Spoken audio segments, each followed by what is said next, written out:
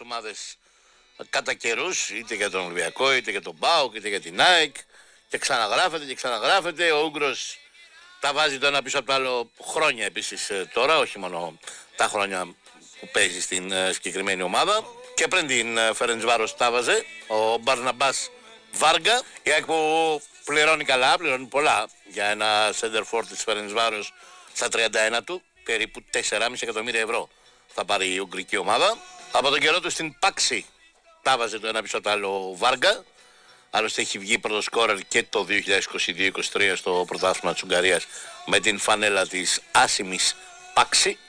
Ενώ το ίδιο έκανε φυσικά και την επόμενη σεζόν με την Φερεντσβάρος με 20 γκολ, σεζόν 23-24. Λες και μεγάλος σε ηλικία στην Εθνική Ουγγαρία, αλλά και εκεί έχει προλάβει σε 28 συμμετοχές να βάλει 13 γκολ. Και γενικά είναι ένας επιθετικός που η σχέση του με τα δίχτυα, η συχνότητα με την οποία σκοράρει είναι εντυπωσιακή.